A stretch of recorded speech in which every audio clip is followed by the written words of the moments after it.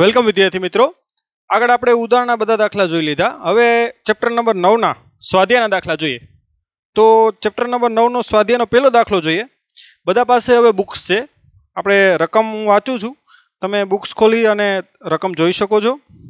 તો પહેલો સ્વાધ્યાયનો દાખલો.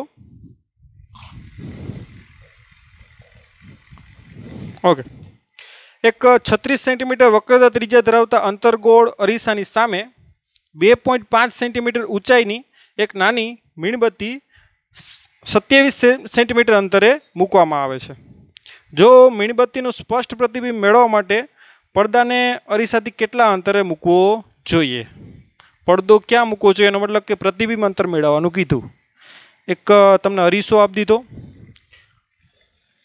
કયો અરીસો છે? ખાસ ધ્યાન આપજો, અંતર્ગોળ અરીસો. એની તમને વક્રતા ત્રિજ્યા આપી દીધી, જેને આપણે આર કહીએ, 36 સેન્ટીમીટર. એટલે કે એફ કેટલી થાય? એફ બરાબર ખ્યાલ છે, એફ અને આર વચ્ચેનો સંબંધ, એફ બરાબર r/2 બરાબર કેટલા? 36/2 એટલે કેટલું થાય? 18 સેન્ટીમીટર. વસ્તુની ઊંચાઈ આપણે એ જ કહી દઈએ, જે કેટલી આપેલ છે તો કે 2.5 સેન્ટીમીટર. અને વસ્તુ ક્યાં મૂકેલી છે તો કે યુ બરાબર, વસ્તુ અંતર આપણે યુ કહીએ, તો વસ્તુ ક્યાં મૂકેલી છે તો કે 27 સેન્ટીમીટર અંતરે. હવે આ મીણબત્તી છે એ આટલા અંતરે મૂકેલી છે, એનું સ્પષ્ટ પ્રતિબિંબ આપણે મેળવવું છે. તો એનો મતલબ કે ક્યાં પડદો રાખવો જોઈએ? એનો મતલબ કે પ્રતિબિંબ અંતર તમને મેળવવાનું કીધું પહેલું. બીજું કીધું કે પ્રતિબિંબનો પ્રકાર અને ઊંચાઈ જણાવો. અને એના પછીનો પ્રશ્ન એ પણ પૂછ્યો કે જો મીણબત્તીને અરીસાની નજીક ખસેડવામાં આવે તો પડદાને કેવી રીતે ખસેડવો પડે? આ તમામ પ્રશ્નોના જવાબ આપણે મેળવીએ. ઓકે વિદ્યાર્થી મિત્રો, પહેલાં તો પોસિબલ આપણે આકૃતિ દોર નાખીએ કે આ છે તમારો અંતર્ગોળ અરીસો, બરાબર. આ એનું કહી દો એફ, આ એનું સી, મુખ્ય કેન્દ્ર, વક્રતા કેન્દ્ર. ઓકે, તમારી વસ્તુ ક્યાં મૂકેલી છે તો કે 27 સેન્ટીમીટર. તમને આ કેટલું છે? 18. આ કેટલું છે? 36. એનો મતલબ કે સી અને એફની વચ્ચે વસ્તુ મૂકેલી છે. તો આ તમારી થઈ ગઈ વસ્તુ.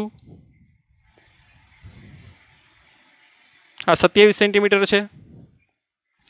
એનું પ્રતિબિંબ ક્યાં મળશે? ખ્યાલ છે કે સી ને એફની વચ્ચે વસ્તુ હોય તો આપણે ખ્યાલ જ છે પહેલેથી કે પ્રતિબિંબ ક્યાં મળે? સીથી દૂર. ઓકે, આ ખાલી એમને આપણે આકૃતિ દોરી. આપણે વી મેળવવાનું છે. આ તમને યુ આપી દીધું, બરાબર. આપણે ખબર છે અરીસાનું સૂત્ર, અરીસાનું સૂત્ર આપણે ખ્યાલ છે 1/u plus 1/v is equal to 1/f. એટલે કે 1/v is equal to 1/f minus 1/u. હવે અહીંયા ધ્યાન આપજો, આ કેન્દ્ર લંબાઈ આપણે આ બાજુ માપીએ, એટલે આ કેન્દ્ર લંબાઈ કેવી લેવાની થાય તો કે ઋણ. કેમ? શા માટે? કે ઋણ x અક્ષ ઉપર આપણે કેન્દ્ર લંબાઈ માપીએ. વસ્તુ અંતર પણ ક્યાં છે? ઋણ x અક્ષ. કે આ તમારી ખ્યાલ છે સંજ્ઞા પદ્ધતિ અનુસાર આ ઋણ x અક્ષ થાય અને આ કેવી થાય? ધન x અક્ષ થાય, બરાબર. એટલે તમારું વસ્તુ અંતર u કેવું થશે તો કે ઋણ થાય. તમારી કેન્દ્ર લંબાઈ પણ કેવી થાય તો કે ઋણ. એટલે વસ્તુ અંતર u પણ ઋણ થાય, કેન્દ્ર લંબાઈ પણ કેવી થાય? ઋણ. તો આપણે એની કિંમત ઋણ મૂકશું તો કે 1/v બરાબર 1/f. એફ કેટલું થાય તો કે માઇનસ 1/18 માઇનસ યુ કેટલું છે? માઇનસ 1/27. એટલે 1/v બરાબર. વિદ્યાર્થી મિત્રો, આપણે વીને મેળવવાનું છે તો વીની સંજ્ઞા મૂકવાની જરૂર નથી, કેમ કે વી ક્યાં મળે છે હજી આપણે ખબર નથી. આ તો મેં તમને આકૃતિ દોરી અને દર્શાવ્યું, બાકી વી ક્યાં મળે આપણે ખબર નથી. એટલે વીની સંજ્ઞા ખાસ આપણે લેવાની નથી. જેને આપણે મેળવવું છે એની સંજ્ઞા નહીં લેવાની, બરાબર. જેની કિંમતો મૂકીએ ને એની સંજ્ઞા લેવાની. જો એ ઋણ x અક્ષ ઉપર હોય તો ઋણ લેવાનું, ધન x અક્ષ ઉપર હોય તો ધન લેવાનું. તો 1/v બરાબર માઇનસ માઇનસ પ્લસ થઈ જાય એટલે 1/27 માઇનસ 1/18. એટલે લસા લઈ લ્યો, 27 × 54 એટલે 2/54 લસા બને, અને 18 × 54 એટલે 3/54. એટલે 2માંથી -3 જાય તો કેટલા થાય? -1/54. આ તમારા વિદ્યાર્થી મિત્રો 1/v આવ્યું. માટે વી બરાબર શું થાય તો કે -54 સેન્ટીમીટર. માઇનસ નિશાની એવું દર્શાવે કે તમારું પ્રતિબિંબ ક્યાં મળ્યું ઋણ x અક્ષ ઉપર અને ક્યાંથી છે જો સી કેટલું છે 36 પેલું કેટલું આવ્યું 54 એટલે સી થી કેવું આવ્યું દૂર એટલે ખ્યાલ આવી જાય. એટલે એ રીતે તમે ડાયરેક્ટ આકૃતિ તો ખ્યાલ છે એના ઉપર જવાબ પણ તમને સાચા છે કે નહીં એ પણ તમને ખ્યાલ આવી જાય એ રીતે તમે ચકાસણી કરી શકો. તો આ આપણો મળી ગયો પહેલો જવાબ કે પ્રતિબિંબ અંતર મેળવો. હજી તમને પૂછ્યું કે પ્રતિબિંબનો પ્રકાર કેવો હશે તો એના મોટવણી પહેલાં મેળવીએ કે એના ઉપરથી ખ્યાલ આવશે કે પ્રતિબિંબનો પ્રકાર કેવો. હવે આપણે ખબર છે મોટવણી એમ બરાબર શું થાય -v/u માટે એમ બરાબર માઇનસ વી એટલે કેટલું છે તો કે -27 યુ સોરી -54 યુ કેટલું છે તો કે -27 આ માઇનસ માઇનસ કેન્સલ થઈ જાય પણ આ માઇનસ છે એટલે શું આવશે 27 દુ 54 એટલે -2. વિદ્યાર્થી મિત્રો મોટવણી તમારી -2 આવી. મોટવણી -2 આવી એનો મતલબ શું થાય જો આ ઊંચાઈ ધન થાય કેમ કે ધન yx છે ને આ ઊંચાઈ ઋણ છે એટલે ઋણ મોટવણી એવું દર્શાવે કે પ્રતિબિંબ કેવું છે તો કે ઉલટું. ઉલટા પ્રતિબિંબની જ મોટવણી હંમેશા કેવી હોય તો કે ઋણ હોય બરાબર. જો પ્રતિબિંબ ચત્તું હશે તો એની મોટવણી હંમેશા ધન જ થાય. એટલે જો મોટવણી ઋણ હોય એનો મતલબ કે પ્રતિબિંબ કેવું છે તો કે ઉલટું. વિદ્યાર્થી મિત્રો મોટવણી 2 છે એનો મતલબ કે પ્રતિબિંબ વસ્તુ કરતાં 2 ગણું છે. મોટવણીની આપણે ટ્રુ સેન્સ ખ્યાલ છે. મોટવણી 2 છે એનો મતલબ શું થાય કે પ્રતિબિંબ વસ્તુ કરતાં કેટલું છે ડબલ બરાબર. એટલે પ્રતિબિંબ કેવું છે વસ્તુ કરતાં મોટું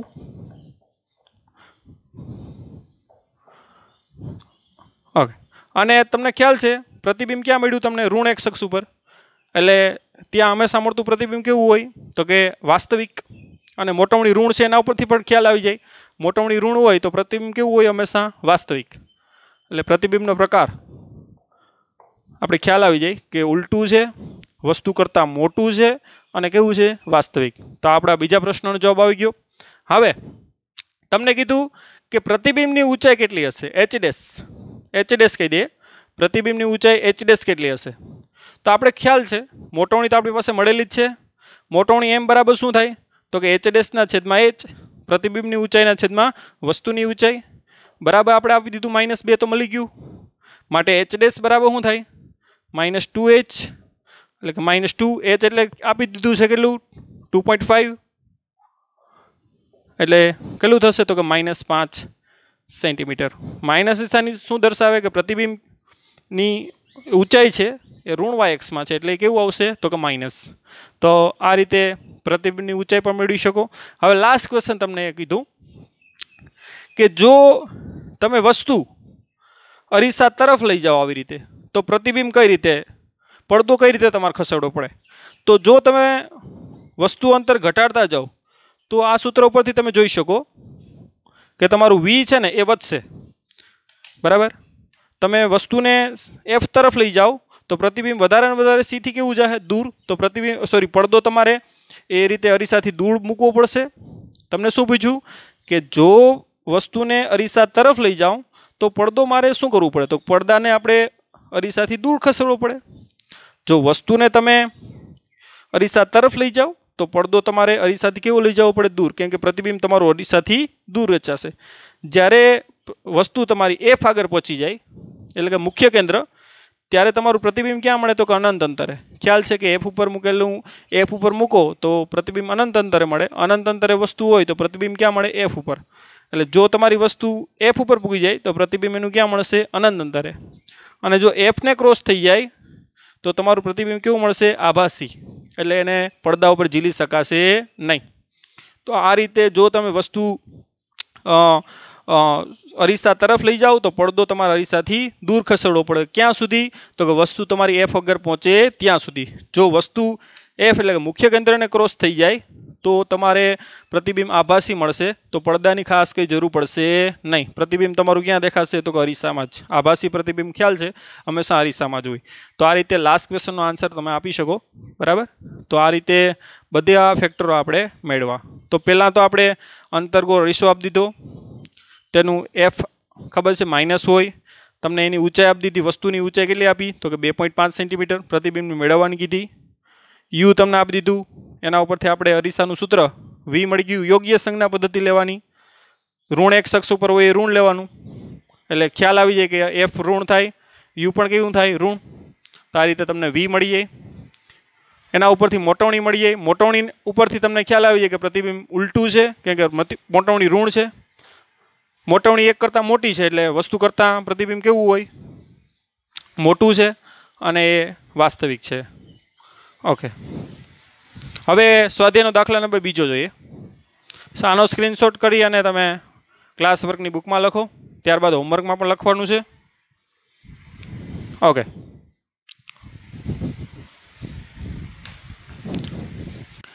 એમાં કીધું હતું કે 15 સેન્ટીમીટર કેન્દ્ર લંબાઈ ધરાવતા એક બહિગો અરીસાથી 4.5 સેન્ટીમીટર ઊંચાઈવાળી સોયને 12 સેન્ટીમીટર દૂર મૂકવામાં આવે છે. તો પ્રતિબિંબનું સ્થાન અને મોટવણી તમારે મેળવવાની છે. અને પછી એમ પણ કીધું કે સોયને અરીસાથી જેમ દૂર ખસેડવામાં આવે તેમ શું થાય. ઓકે, તો આપેલ વિગત પહેલાં તો લખીએ આપણે.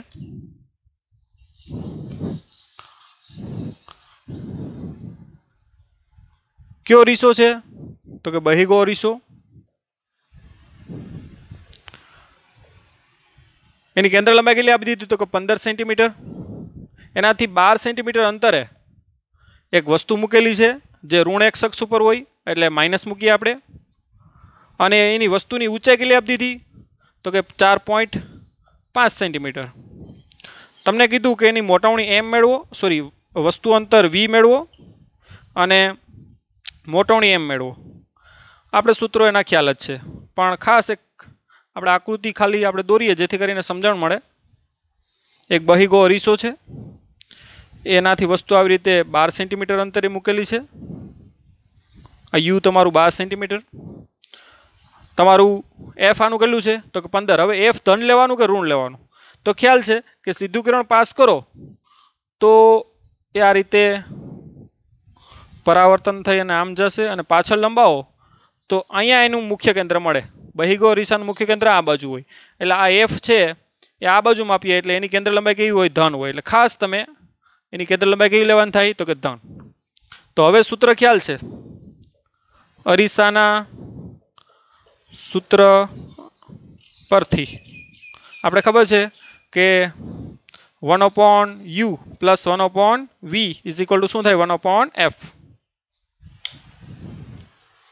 ઓકે, તો આપણે v મેળવવાનું છે, તો 1/v ઇઝ ઇક્વલ ટુ શું થાય 1/f માઇનસ 1/u. f કેટલું છે 15, v કેટલું છે તો કે 12. તો માઇનસ માઇનસ પ્લસ એટલે 1/15 પ્લસ 1/12. લસા લઈ લ્યો ફટાફટ. તો 12 પ્લસ 15 ના છેદમાં 15 ગુણ્યા 12. 12 પ્લસ 15 કેટલા થશે તો કે 27. 12 144 36 કેટલા થશે તો કે 180. બરાબર, આ તમારું થઈ ગયું 1/v. માટે v બરાબર કેટલું થાય તો કે 180 ના છેદમાં કેટલા થાય 27. ઓકે, છેદ ઉડાડો તો આપણે 9 તેરી 27 અને 9 દુ 18 એટલે 20, એટલે કેટલા આવશે 20 ના છેદમાં 3. તો તમારું જે પ્રતિબિંબ અંતર મળ્યું એ v બરાબર કેટલું મળ્યું પ્લસ 20 ના છેદમાં 3. પ્લસ લખવાની કંઈ જરૂર નથી, પણ એ આપણે v પ્લસ મળ્યું એનો મતલબ કે પ્રતિબિંબ કેવું મળે આભાસી, કેમ કે એ કઈ બાજુ છે જમણી બાજુ, જે આપણે ખ્યાલ જ છે, આપણે એ બધા કિસ્સાઓ જોયેલા છે. તો આપણો પહેલો આન્સર મળી ગયો. હવે મોટવણી મેળવવાની છે, તો મોટવણી એમ બરાબર શું થાય તો કે માઇનસ v ના છેદમાં u. v કેટલું છે આપણું તો કે 20 ના છેદમાં 3 અને u કેટલું છે તો કે -12. છેદ ઉડાડો 4 તેરી 12 અને 5 ચોક 20, 4 4 ઉડી જાય એટલે -5 ના છેદમાં કેટલું આવશે, સોરી માઇનસ માઇનસ પ્લસ થઈ જાય એટલે 5 ના છેદમાં કેટલું આવશે તો કે 9. તો આ થઈ ગઈ તમારી મોટવણી. અને ખબર છે આભાસી પ્રતિબિંબ હોય એની મોટવણી હંમેશા કેવી મળે ધન મળે. ઓકે, હવે તમને કીધું કે જો સોય છે આ એ અરીસાથી દૂર ખસેડવામાં આવે તો પ્રતિબિંબનું શું થશે. તો જો તમે યુ છે એ આ બાજુ લેતા જાઓ તો આ સૂત્ર અનુસાર સોરી આ તમારું 1/v છે। આ સૂત્ર અનુસાર તમારું v છે એ તમારો વધતો જશે, જોઈ લો કે સમપ્રમાણમાં છે ને 1/u અને 1/v સમપ્રમાણમાં, એટલે જેમ જેમ તમે u વધારશો એમ v પણ વધશે। જ્યારે તમારું u ઇન્ફાઇનાઇટ થઈ જાય, ધ્યાન આપજો, આ કેવું થઈ જાય અનંત, તો 1/અનંત કેટલું થાય 0, એટલે v બરાબર કેટલું થઈ જાય 15, 15 એટલે શું છે f। એટલે જેમ તમે 100 ને દૂર લઈ જશો ને એમ તમારું પ્રતિબિંબ છે આભાસી આ બાજુ મળશે ને, આવી રીતે જેમ જેમ દૂર લઈ જશો ને એમ પ્રતિબિંબ નાનું થતું જાય ને એ f તરફ જતું જાય। અને જ્યારે તમારું u ક્યાં થઈ જાય તો કે તમારું અનંત થઈ જાય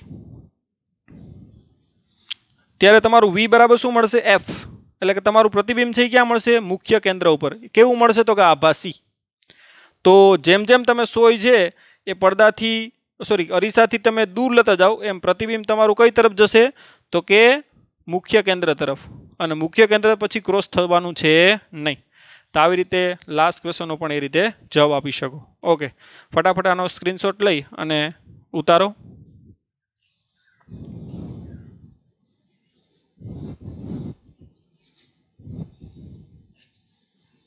ઓકે, હવે સ્વાધ્યાયનો દાખલા નંબર આપણે 3 જોઈએ।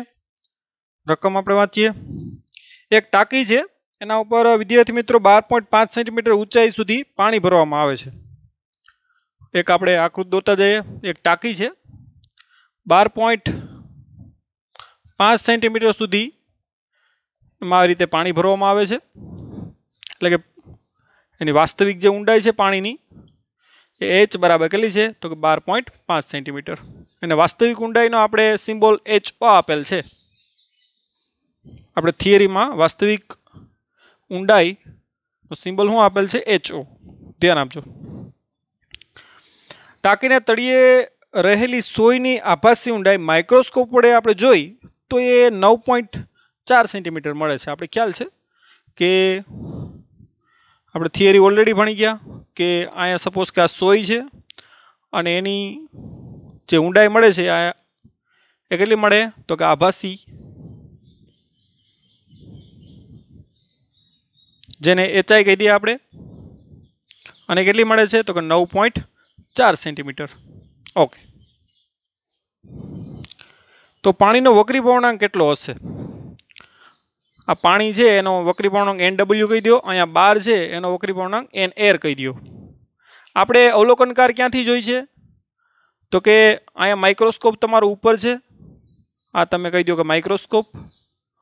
અવલોકનકાર તમારો કયા માધ્યમમાં છે તો કે હવામાં છે। તો આપણે ખ્યાલ જ છે, આપણે સૂત્ર ખ્યાલ છે કે HI ના છેદમાં HO, એટલે કે આભાસી ઊંડાઈના છેદમાં વાસ્તવિક ઊંડાઈ બરાબર અવલોકનકાર ક્યાં છે તો કે પાતળા માધ્યમમાં, અને તો ટૂંકમાં જે માધ્યમમાં અવલોકનકાર હોય ને એ ઉપર આવશે, એટલે કે એને ઉપર આવશે અને NW ક્યાં આવશે નીચે। આપણે આ સૂત્ર કીધેલું જ છે બરાબર, જે માધ્યમમાં અવલોકનકાર હોય એ અહીં ઉપર આવે અને જેમાં જોતો હોય ક્યાં આવે નીચે, અને આ બાજુ હંમેશા શું હોય HI ના છેદમાં HO, એટલે HI ના છેદમાં HO બરાબર NR ના છેદમાં શું આવશે NW એટલે વોટર।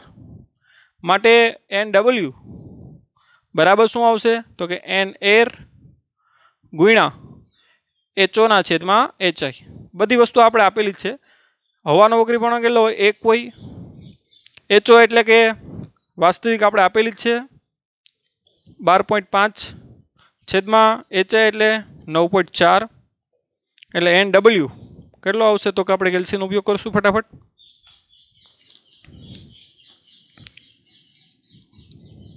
.5 ભાગ્યા 9.4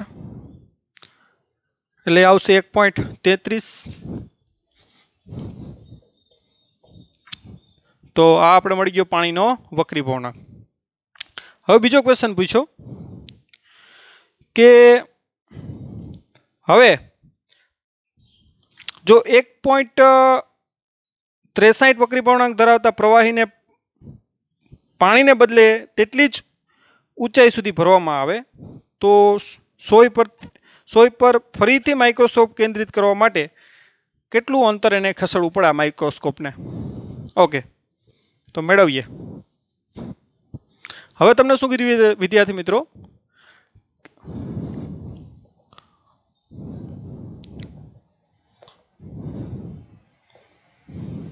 હવે આ એક પ્રવાહી ભરી દેવાનું, જેને આપણે લિક્વિડ કહી દઈએ, NL, એનો વક્રી ભરાંક NL જે આપણે આપી દીધું 1.63, એ ભરવામાં આવે. અને કેટલી ઊંચાઈ સુધી?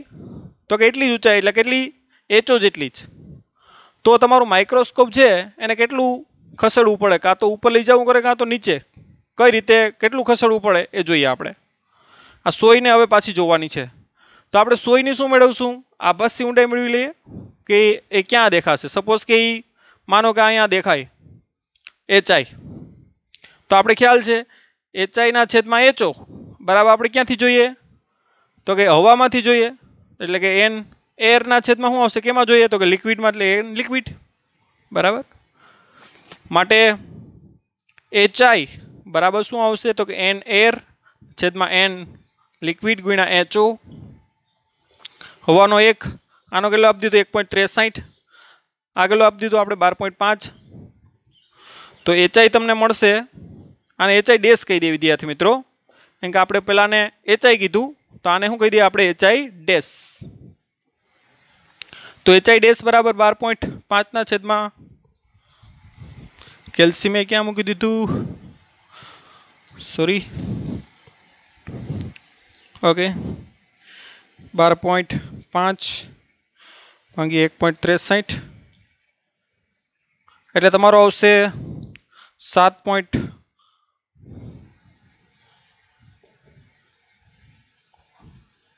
6.8 આવે છે, એટલે 6 નું કેટલું? 7 કરી દઉં, 7.67 સેન્ટીમીટર.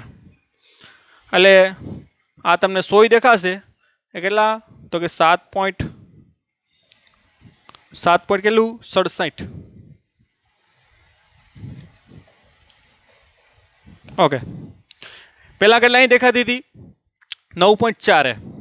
માઇક્રોસ્કોપ વડે પહેલાં 9.4 જેટલી ઊંડાઈ કેન્દ્રિત થતું હતું. હવે કેટલું થાય? 7.67. એનો મતલબ એ થાય કે માઇક્રોસ્કોપને તમારે ક્યાં લઈ જવું પડશે? ઉપર. કેટલું? તો કે 9.4 જેટલું થાય તો જ એ કેન્દ્રિત થશે. એટલે તમારા માઇક્રોસ્કોપને કેટલું? તો કે આના તફાવત જેટલું ઉપર લઈ જવું પડે. એટલે માઇક્રોસ્કોપ ને ખસેડવું પડતું અંતર બરાબર શું થાય? તો કે HI dash, sorry HI minus શું થાય? HI ડેશ બરાબર 9.4 માઇનસ 6. સોરી 7.67. 9.4 માઇનસ 7.67 એટલે 1.73. તો 1.73 જે સેન્ટીમીટર જેટલું માઇક્રોસ્કોપ તમારે ઉપર ખસેડવું પડશે તો તમને આ સ્પોય સ્પષ્ટ દેખાશે બરાબર. કેમ કે પહેલાં તમને 9.4 દેખાતી હતી, તો એટલા જ અંતરે પાછું તમારે હોય તો જ આ સોય તમને સ્પષ્ટ દેખાશે બરાબર. તો આ રીતે તમારે 9.4 કરવા માટે કેટલું? તો કે આ બંનેના તફાવત જેટલું અંતર ખસેડવું પડે. તો 1.73 સેન્ટીમીટર તમારા માઇક્રોસ્કોપ ઉપર ખસેડવું પડશે. તો આ રીતે સ્વાધ્યાયનો દાખલા નંબર 3 તમે કરી શકો. હવે સ્વાધ્યાયના ચોથા દાખલા તરફ મૂવ કરીએ આપણે. ઓકે, ફટાફટ સ્ક્રીનશોટ લઈ અને ઉતારો.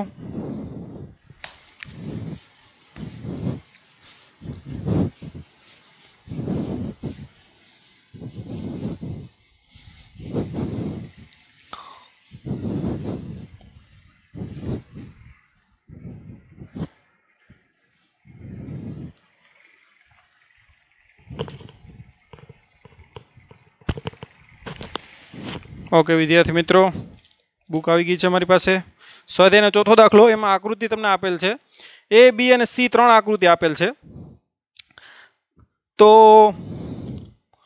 પહેલી આકૃતિમાં હવામાંથી કિરણ કાચમાં જાય છે, બીજી આકૃતિમાં તમે જો હવામાંથી કિરણ પાણીમાં જાય છે, અને ત્રીજી આકૃતિમાં પાણીમાંથી કાચમાં જાય છે.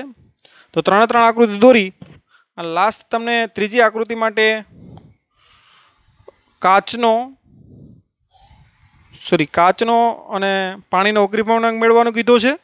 અને ત્યારબાદ ત્રીજું વસ્તુ છે તમને વક્રીભૂત કોણ મેળવવાનું કીધું છે. ઓકે, તો 3 આકૃતિ દોરીએ.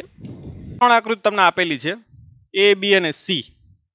આમાં જો હવામાંથી કિરણ કાચમાં જાય છે, આમાં હવામાંથી પાણીમાં જાય છે કિરણ પ્રકાશનું, અને આમાં પાણીમાંથી કાચમાં જાય છે. તમને 3 વસ્તુ મેળવવાની કીધી. કાચના વક્રીભવનાંકને આપણે Ng કીધું, એટલે કાચનો વક્રીભવનાંક મેળવવાનો છે. પાણીનો એટલે N વોટર એટલે NW આપણે મેળવવાનું છે. અને ત્રીજી આકૃતિ છે C. આ Cમાં તમને વક્રીભૂત કોણ R મેળવવાનો કીધો. આ 3 વસ્તુ તમને મેળવવાની કીધી. સિમ્પલ સ્નેલના નિયમ ઉપરથી તમને મળશે. આમાં સ્નેલનો નિયમ 3 મેળવશું એટલે આ 3 વસ્તુ તમને આરામથી મળશે. તો આકૃતિ એમાં સ્નેલના નિયમ અનુસાર ચાલો બોલો જે શું થાય હવાથી કાચ માટે, તો કે N એર, હવાનો N એર કીધો આપણે, sin 60 બરાબર Ng sin 35, એટલે આવશે Ng બરાબર Na sin 60 ના છેદમાં sin 35. વિદ્યાર્થી મિત્રો, હવાનો વક્રીભવન 1 છે, sin 60 એટલે √3/2 એટલે કે 0.8660 ડિવાઈડ બાય sin 35. તમારે બુકમાંથી જોવાનું છે, ટેબલમાંથી, સાઇનના ટેબલમાંથી. હું સાયન્ટિફિક કેલ્સીમાં જોઉં છું.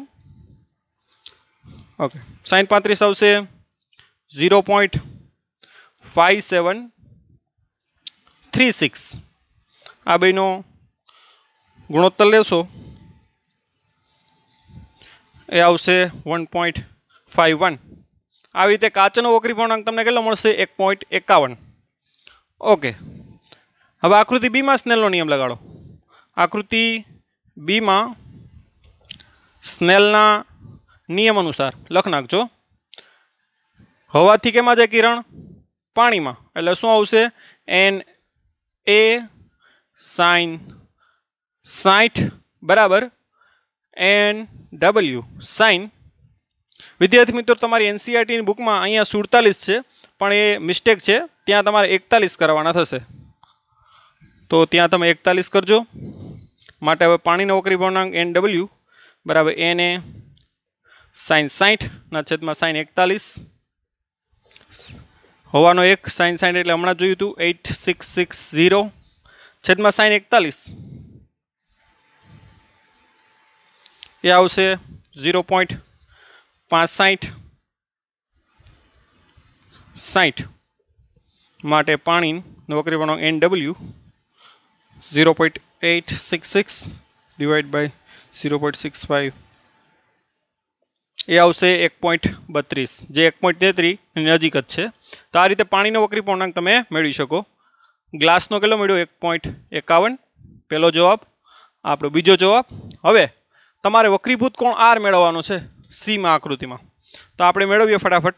આમાં સ્નેલનો નિયમ આકૃતિ Cમાં સ્નેલના નિયમ અનુસાર બરાબર લખ નાખજો. શું થાય તો કે Nw sin 45 બરાબર Ng sin R. એટલે sin R ને આપણે કરતા કરવાનું. sin R બરાબર શું આવશે તો કે Nw sin 45 ના છેદમાં Ng આપણે કિંમત મૂકી દઈએ. Nw એટલે તો કે 1.32 આવ્યું. sin 45 કેટલું થાય તો 1/√2 અને 1/√2 કરશો એટલે 0.707. અને પાણીનું આપણે કાચનું આવ્યું 1.51 જે આપણે ઓલરેડી મળેલો છે. એટલે sin R નું મૂલ્ય તમને મેળવશો 1.32 ગુણ્યા 0.707 ભાગ્યા 1.51 એ આવશે તમારું 0.6180. એટલે R બરાબર શું થાય તો કે sin ઇન્વર્સ 0.6180. અને એ તમારે ટેબલમાં જોવાનું છે. 0.6180 માટે સાઇનનો ખૂણો કેટલો થાય તો હું કેલ્સીમાંથી જ મેળવું છું. તમારે બુકમાં જોવાનું છે.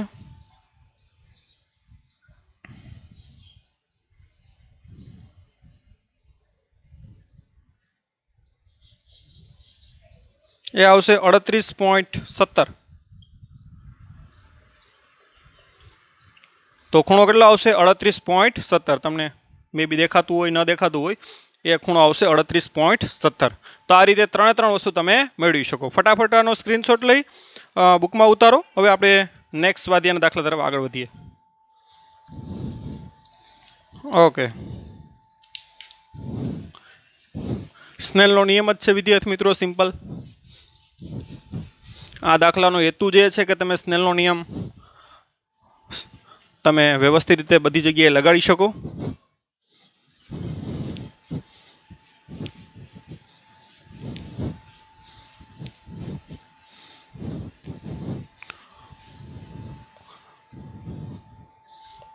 ઓકે, સ્વાધ્યાયના 5મા દાખલાની રકમ બધા વાંચશે. એક 80 સેન્ટીમીટર ઊંડાઈ સુધી પાણી ભરેલ ટાંકીને તળિયે એક નાનો બલ્બ મૂક્યો છે. બલ્બમાંથી ઉત્સર્જિત થતો પ્રકાશ પાણીની સપાટી પાસેથી કેટલા ક્ષેત્રફળમાંથી બહાર આવે એ તમારે મેળવવાનું છે. પાણીનો વક્રીપૂર્ણાંક કેટલો આપી દીધો? 1.33. અહીં ધ્યાન આપજો વિદ્યાર્થી મિત્રો. એક ટાંકી છે, અહીંયા ધ્યાન આપજો. આ ટાંકીમાં આ રીતે પાણી ભરેલું છે. કેટલા સુધી પાણી ભરેલું? તો કે h બરાબર 80 સેન્ટીમીટર સુધી પાણી ભરેલું છે. અને તળિયે એક બલ્બ મૂકેલો છે. પ્રકાશ અહીંથી પ્રકાશ નીકળે છે. એટલે તમને કીધું કે કેટલા વિસ્તારમાંથી પ્રકાશ નીકળશે. હવે કેટલા વિસ્તારમાંથી પ્રકાશ નીકળે ને, તો એ પહેલાં તો સમજીએ કે એ કઈ રીતે એમ પૂછ્યું એમ. તો એના માટે આપણે પૂર્ણ આંતરિક પરાવર્તનની ઘટનાનો ઉપયોગ કરવાનો છે. વિદ્યાર્થી મિત્રો, ખબર છે તમને? પહેલાં તો તમે આકૃતિ સમજો. આ પ્રકાશ અહીંથી આમ નીકળે, કિરણ. આ તો સીધું નીકળી જવાનું, કારણ કે આપાત કોણ કેટલો છે? 0. એટલે કિરણ સીધું નીકળી. ખબર છે 96% પ્રકાશ બહાર નીકળી, 4% પાછો બહાર આવશે. એટલે આ વિસ્તારમાંથી પ્રકાશ નીકળે જ છે. હજી આપણે આપાત કોણ વધારીએ. જો આપાત કોણ વધારીએ, અમુક ભાગનું શું થાય? આંતરિક પરાવર્તન. અમુક ભાગ શું નીકળશે? અહીંથી બહાર. એવી રીતે આપાત કોણ આપણે વધારતા જ ગયા હતા. એક ખૂણો એવો આવશે વિદ્યાર્થી મિત્રો, દાખલા કે આ ખૂણો આવ્યો IC એટલે ક્રાંતિકોણ. તો એ ખૂણે પ્રકાશનું શું થાય? તો કે સપાટી ઉપર આગળ વધે. અને એનાથી સેજ ખૂણો વધારો હોય તો શું થાય? પૂર્ણ આંતરિક પરાવર્તન. એટલે આ ભાગથી અહીં પ્રકાશ અહીંથી બહાર નીકળશે નહીં. ખ્યાલ આવ્યો તમને? પ્રકાશ અહીંયાથી લઈ અને અહીંયા સુધી જ બહાર નીકળશે. આ રીતે અહીંથી પ્રકાશ કેવો થઈ ગયો? તો કે સપાટી ઉપર. હવે સેજ પણ ખૂણો વધારો એટલે અંદર આખો પ્રકાશ ક્યાં? પૂર્ણ આંતરિક પરાવર્તન થાય. એટલે એટલા વિસ્તારમાંથી પ્રકાશ બહાર ના આવે. એ રીતે આ બાજુ પણ એટલા વિસ્તારમાંથી પ્રકાશ બહાર આવશે નહીં. તો કેટલા વિસ્તારમાં બહાર આવ્યો? તો કે આટલા વિસ્તાર. ખ્યાલ આવ્યો? આવી રીતે પાણી ઉપર એક શું રચાશે? તો કે સર્કલ. ખ્યાલ આવ્યો? તકતી રચાશે. એટલા વિસ્તારમાંથી પ્રકાશ આવી રીતે બહાર નીકળશે, જે અહીંથી અવલોકનકાર એને જોઈ શકે. આટલા વિસ્તારમાંથી પ્રકાશ બહાર આવશે નહીં. આવી રીતે ગોળ જ રચાશે. હોય ખ્યાલ આવ્યો તમને? તો તમારે 3Dમાં વિચારવાનું. તો આ જે વિસ્તાર છે ને એ આપણે મેળવવાનો છે. ખ્યાલ આવ્યો? આ જે વિસ્તાર થાય એ મેળવવાનો છે. તો આકૃતિ આપણે પાછી આપણે દોરીએ. આ તમારે આની અન્ડરસ્ટેન્ડિંગ મેળવવાની છે. ઓકે,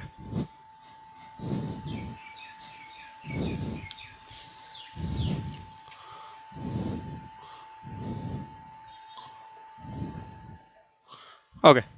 તો માનો કે અહીંયાથી પ્રકાશનું શું થાય? તો કે આ ખૂણો તમારો IC છે, બરાબર?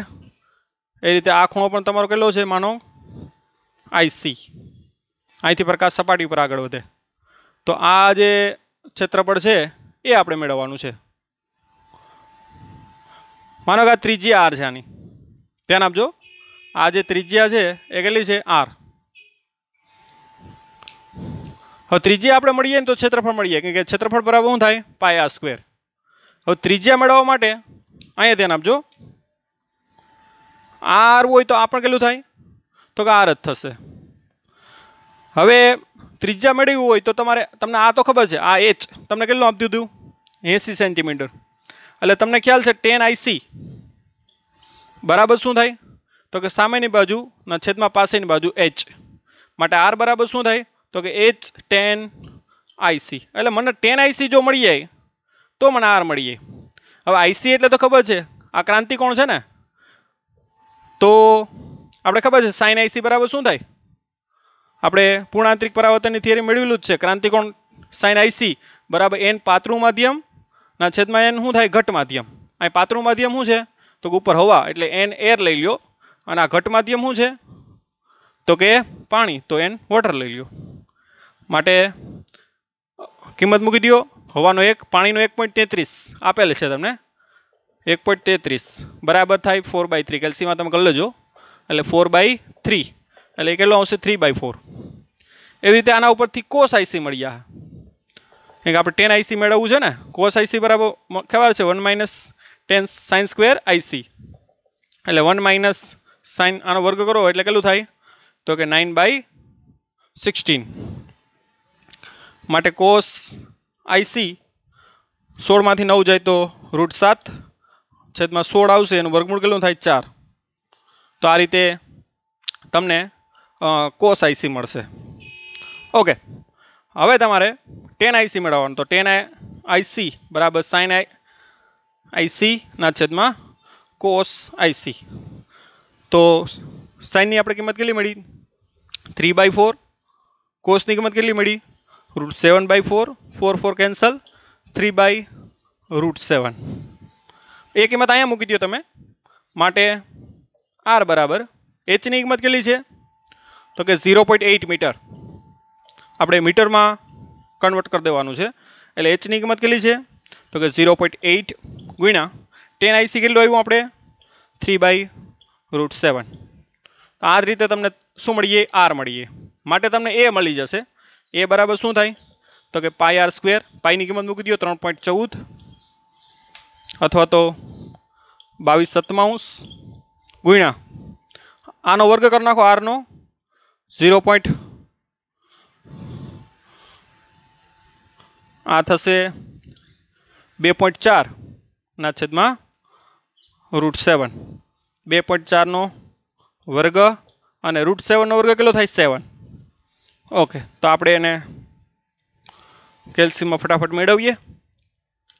2.4નો પહેલાં આપણે વર્ગ કરી નાખીએ, ગુણ્યા 22 કરીએ, ભાંગા 49 સત્યુ. એટલે એ આવશે વિદ્યાર્થી મિત્રો 2.59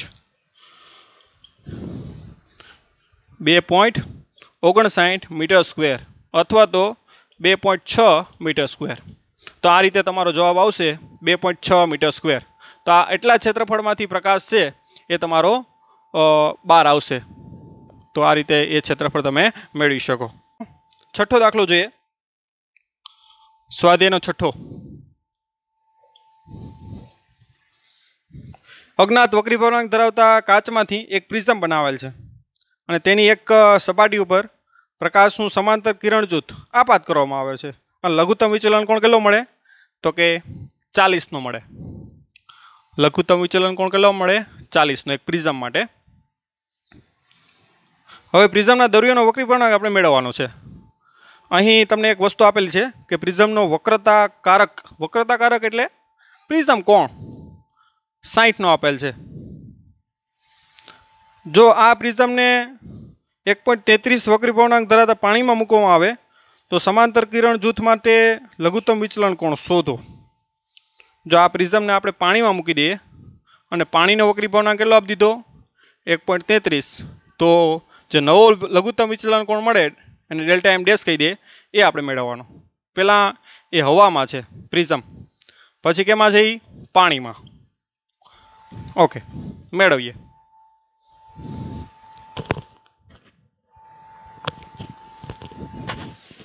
ઓકે, આપણે ખબર છે પ્રિઝમનું વક્રી ભ્રમણાંકનું સૂત્ર. પ્રિઝમના વક્રી ભ્રમણાંકના સૂત્ર પરથી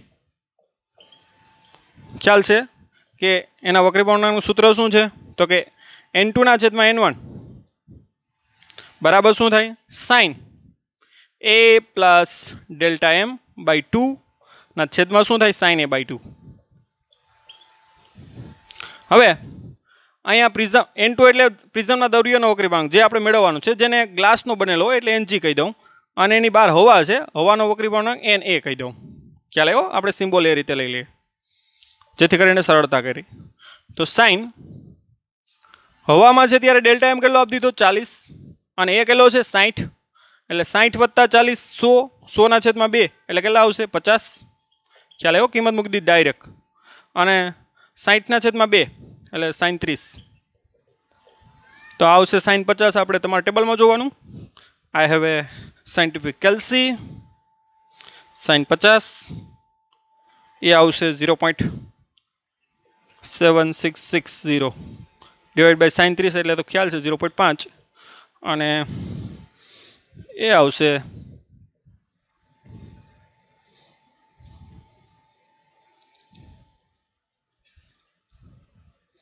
1.53. પોઈન્ટ પછી બે આંકડા લઈએ. આવી રીતે પ્રિઝમના દ્રવ્યનો વક્રીપાંક કેટલો આવશે 1.53. આપણો પહેલો જવાબ મળી ગયો.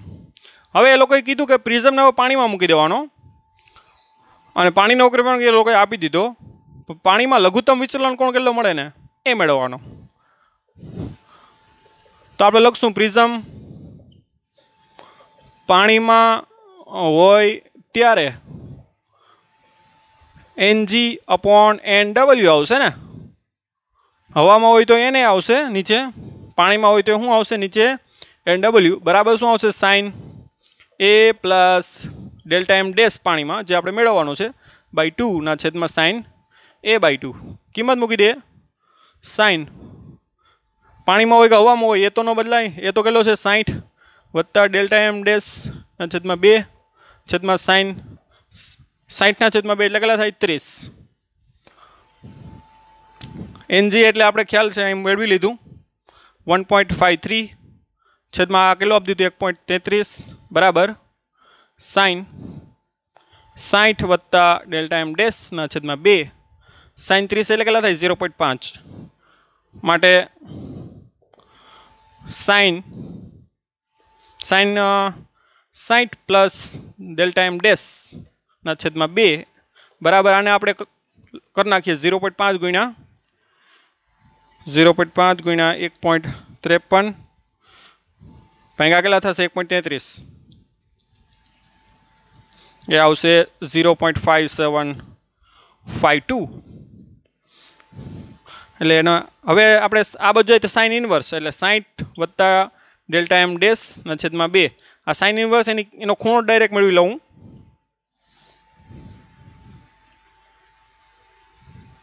એ ખૂણો આવશે વિદ્યાર્થી મિત્રો 35.11. એના ગુણ્યા 2 કરી નાખું.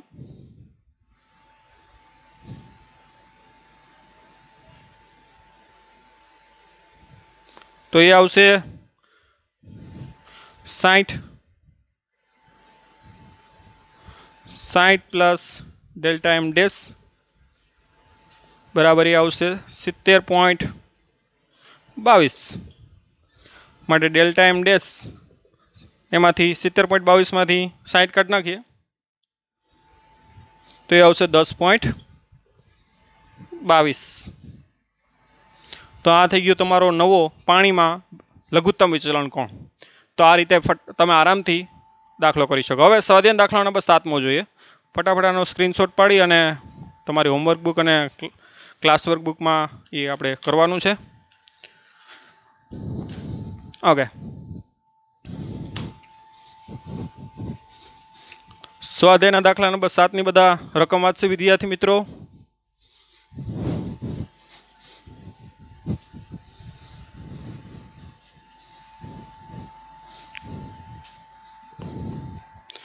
સાતમાં શું કીધું કે 1.35 વક્રી પૂર્ણાંક ધરાવતા કાચમાંથી બંને સપાટીઓની વક્રતા ત્રિજ્યા સમાન હોય તેવા દ્વિબહિગોળ લેન્સ બનાવેલો છે. તો 20 સેન્ટીમીટર કેન્દ્ર લંબાઈ મેળવવા માટે જરૂરી વક્રતા ત્રિજ્યા કેટલી હોવી જોઈએ? ઓકે, ધ્યાન આપજો. લેન્સ છે, લેન્સનો વક્રી પૂર્ણાંક આપી દીધો, કાચમાંથી લેન્સ બનાવ્યો અને એક કાચનો છે એટલે Ng કહીએ. 1 પોઈન્ટ કેટલો છે 55. એમાંથી એક લેન્સ બનાવેલો છે. આ તમારો લેન્સ.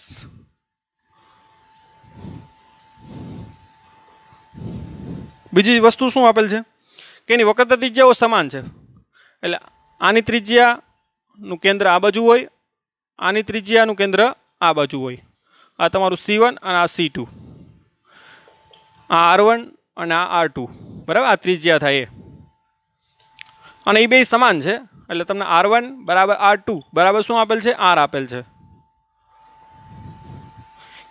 ઓકે, આગળ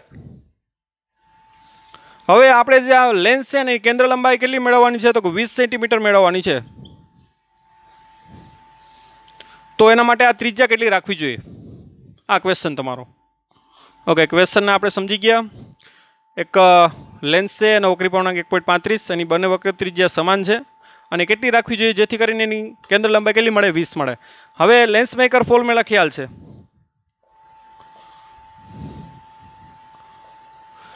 લેન્સ મેકર્સ ફોર્મ્યુલા પરથી આપણે ખ્યાલ છે કે 1/f જે લેન્સની કેન્દ્ર લંબાઈ 1/f બરાબર શું થાય? તો કે n2 - n1 ના છેદમાં n1. આપણે સૂત્ર મેળવેલું છે 1/r1 - 1/r2. હવે ધ્યાન આપજો, n2 એટલે શું છે? લેન્સનો વક્રી પૂર્ણાંક, જેનો સિમ્બોલ આપણે શું આપ્યો? ng. n1 એટલે લેન્સની બહાર. અહીં શું છે? હવા. હવા એટલે શું કહી દઉં? Na. અને અહીંયા પણ શું આવશે? Na.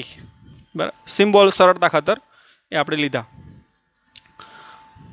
ઓકે, તો 1/f બરાબર ng. હવે આપણે કિંમત મૂકી દઈએ.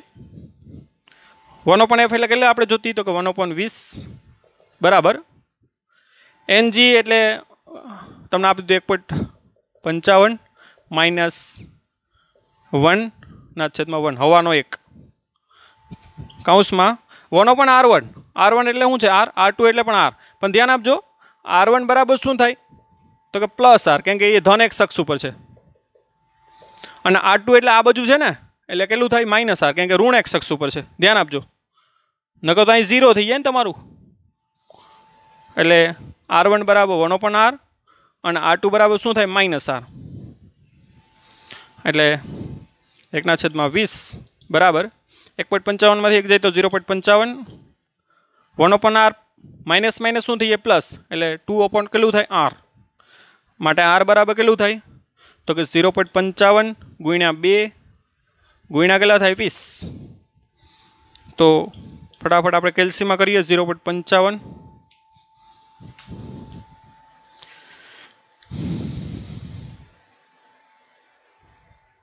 એ આવશે 22. આપણે 20 કેમાં લીધું? સેન્ટીમીટરમાં. એટલે તમારો જવાબ પણ કેમાં આવશે? સેન્ટીમીટરમાં. તો આવી રીતે વક્રતા ત્રિજ્યા સરખી રાખવી જોઈએ. અને કેટલી રાખવી જોઈએ? તો કે 22 સેન્ટીમીટર રાખવી જોઈએ. સિમ્પલ દાખલો છે, ફટાફટ ઉતારો. નેક્સ્ટ દાખલા તરફ આગળ વધીએ. સ્વાધ્યાયનો દાખલા નંબર આ કેટલામો હતો વિદ્યાર્થી મિત્રો? 7મો. લખજો ટાઇટલ. સ્વાધ્યાયનો 8મો હવે જોઈએ.